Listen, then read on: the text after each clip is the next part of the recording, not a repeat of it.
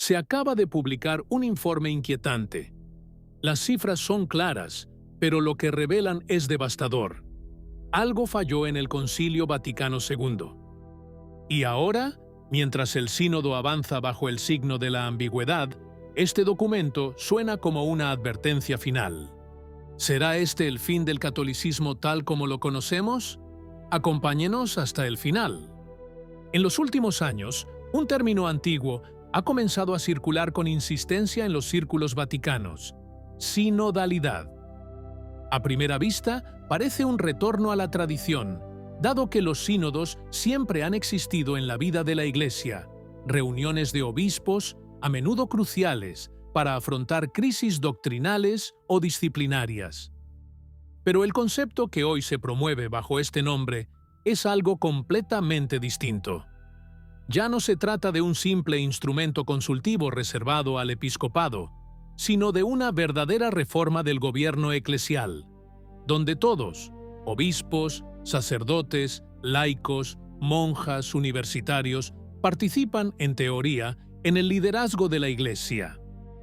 Un cambio radical que hunde sus raíces en los últimos años, bajo el pontificado del Papa Francisco, y que ahora hereda el Papa León XIV en un momento cargado de tensiones. No es la sinodalidad en sí lo que está en juego, sino su transformación moderna, de una reunión episcopal a un organismo colectivo, donde el sensus fidei se utiliza para cuestionar incluso la autoridad jerárquica. Esto no es continuidad, es un nuevo proyecto y para muchos un paso hacia el abismo. Mientras se multiplican las palabras sobre caminos compartidos, escucha sinodal y una iglesia en movimiento, los fieles hacen en silencio lo único que importa: partir. Las cifras no mienten. Un estudio publicado en julio de 2025 por la Oficina Nacional de Investigación Económica, NBR, en Cambridge, dejó caer una bomba estadística.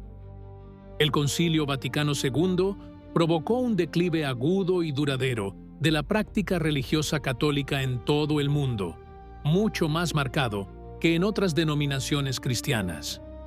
Los investigadores, economistas, no teólogos, examinaron datos sobre la asistencia religiosa en 66 países entre 1920 y 2018, utilizando encuestas del Programa Internacional de Encuestas Sociales, ISSP. Después de un análisis detallado, la conclusión es clara: el Vaticano II tuvo un impacto causal y negativo en la asistencia a misa. En promedio, los países católicos han experimentado una pérdida de 4 puntos porcentuales cada década desde el concilio, con efectos particularmente devastadores en Europa, América del Norte y América del Sur. El documento, titulado Una mirada atrás, Asistencia a servicios religiosos a largo plazo en 66 países, desacredita la teoría conveniente de que el declive fue causado por una secularización global genérica. No, el declive afectó a los católicos mucho más que a otros. Las iglesias ortodoxas y las comunidades protestantes mostraron un desempeño mejor, a menudo estable. Sin embargo, el colapso católico tiene raíces específicas. La identidad percibida de la Iglesia se vio comprometida precisamente por la forma en que se gestionó el período posconciliar. Pero hay más. El efecto dominó ha arrasado con las vocaciones, la educación, los sacramentos e incluso la natalidad. El documento del NBR destaca que el descenso de las vocaciones religiosas femeninas ha impactado en la fertilidad católica. Menos monjas, menos escuelas católicas, menor transmisión de la fe. Diócesis enteras han sido vaciadas, iglesias cerradas, seminarios desiertos, conventos vendidos o convertidos en restaurantes y balnearios. En algunas regiones de Norteamérica, más del 60% de las parroquias han estado cerradas desde la década de 1970. El mismo estudio destaca otra verdad incómoda. El declive no era inevitable. No había ninguna anticipación en los datos previos al concilio. El colapso comenzó después, y esto cierra la puerta a la teoría conveniente de que la Iglesia es simplemente una víctima de la modernidad. No. Los datos muestran que algo ocurrió dentro de la Iglesia, no fuera. Algo que destrozó la confianza, confundió las conciencias y provocó la pérdida del sentido de trascendencia. El periodista Phil Lawler, al comentar el estudio del National Bureau of Economic Research, destaca cómo el Vaticano II ha comprometido efectivamente la imagen de una iglesia estable, portadora de verdades eternas.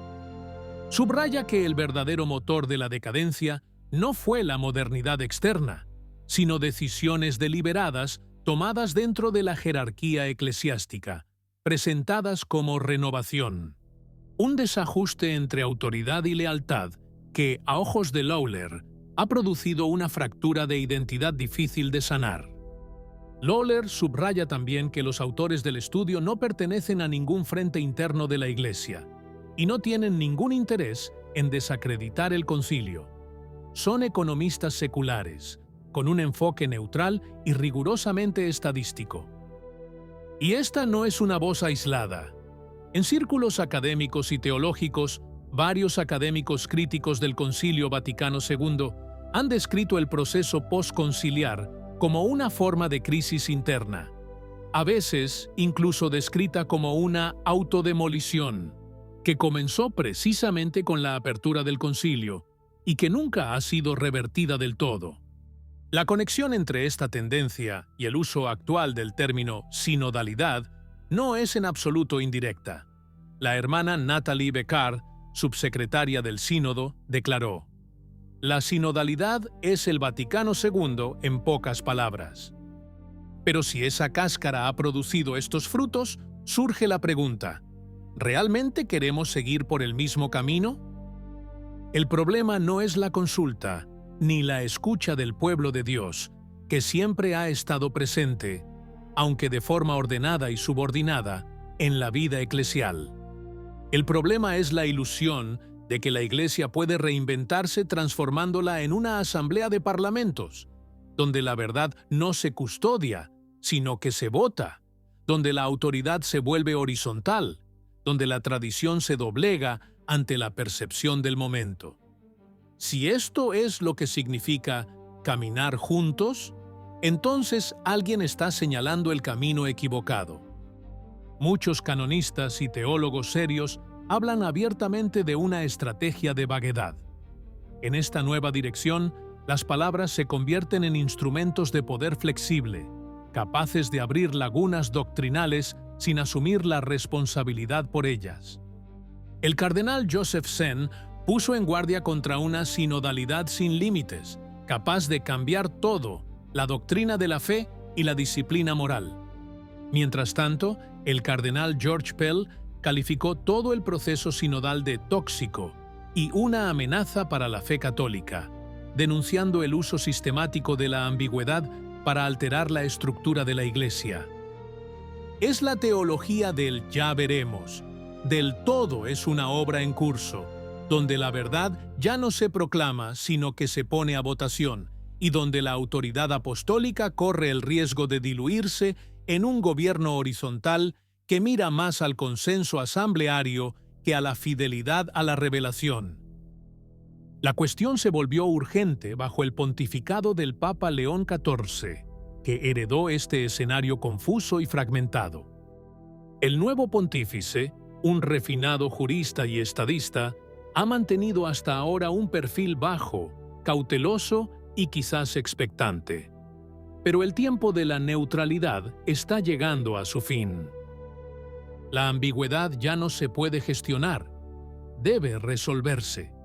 Se esperan de él palabras claras, un retorno al orden, un acto de verdadero discernimiento, no procesal, sino doctrinal, que ponga fin a la larga transición posconciliar. La paciencia del rebaño es limitada.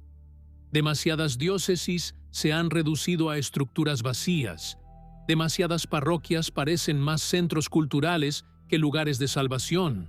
Demasiados pastores hablan sin alimentar. Lo que está en juego no es la participación, sino la fidelidad. No la actualización, sino la verdad.